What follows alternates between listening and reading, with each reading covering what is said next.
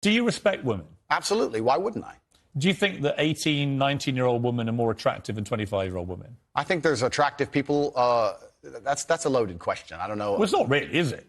I can't. You know why I'm asking it? Of course I do, but I can't sit here and say... For the benefit benefit of viewers who don't know why I'm asking, you said this. In general, this is also one of the reasons men find youth attractive. You want to blow up the internet? I'll blow up the internet right effing now. The reason 18 and 19-year-olds are more attractive than 25-year-olds is because they've been through less dick. People say, oh, you can't say that, but yes, I can. A 19-year-old is more attractive than a 26-year-old woman, and I'll tell you why. Because that 26-year-old has talked to more guys, been to the club more times, been effed and dumped more times, more arguments, more mess, more for me to clean up. That is misogyny. Why?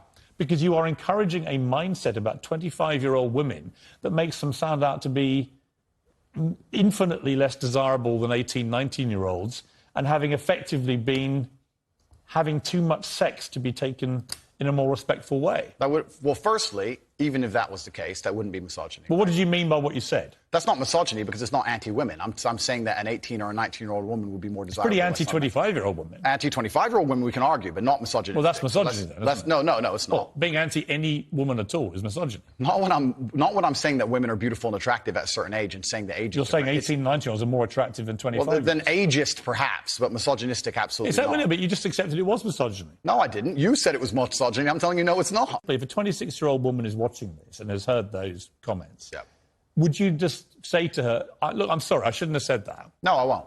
I will say that I am sorry that offends you. However, there's a large contingent of the world... That doesn't mean you're sorry. No, I'm not sorry. That's the point I'm making. I'm sorry if that offends you. However, there's a large contingent of the world that believe that, and I was mediating for a conversation. Parts of the world that believe that about 26-year-old women are parts of the world where women are not allowed out on their own. That's a conversation. They have to wear full burqas. Well, that's a conversation. They're not allowed to drive cars. That's nothing to do with me. But is that the kind of world for women that you... I was mediating a conversation. No, I'm asking you what you think. I don't live in a country where that happens. You're using that as the excuse for why you're not sorry for saying it. It's not an excuse. Is that there are parts of the world where this is fine. My friend. So my question to you is, well, do you think it's fine? I don't think it's fine. I live in a world where... You don't think it's fine? The reason This isn't that hard, Andrew. You can simply say, Piers, you know what?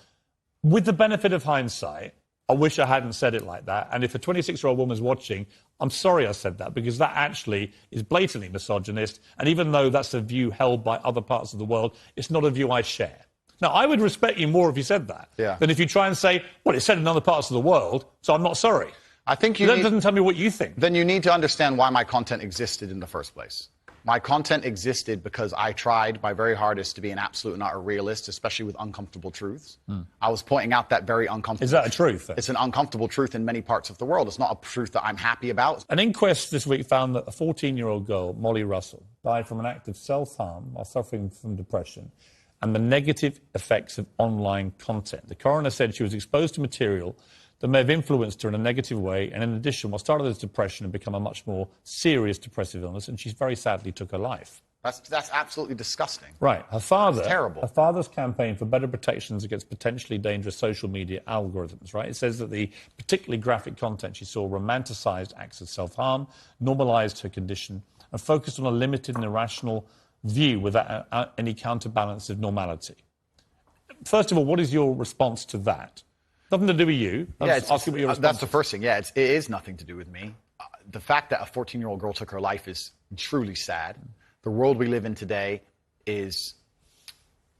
The fact that something like that happened is almost mind-blowing to me. That's truly sad. I actually feel sad inside to see something like that. What has come clear to me in the interview is that a lot of things you say you wouldn't say now that you've said before.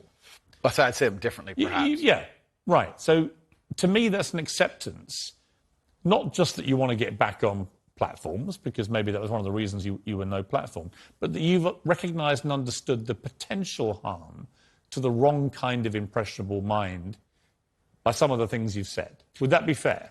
I think that's 80% fair. I recognise and understand that with massive fame, you have to be more careful about being misconstrued. Like I said earlier, 1% of people misunderstanding you doesn't matter with a small audience. It matters with a very large audience. With power comes responsibility. I still believe the things I say. I do not want to be a negative force for the world. I also understand that I am a man who's lived a very difficult, nuanced life, and I am capable of making nuanced points that may be misunderstood by teenagers. However, that can be said about anybody and everything. Every opinion online can be misunderstood by children. Trying to protect children from the internet is a very interesting subject in and of itself, because I would argue that 80% of the content on the internet can be negative or detrimental to a young mind that doesn't understand the world. So, interesting early preview there of my interview with Andrew Tate. Like I say, very controversial guy. He's banned from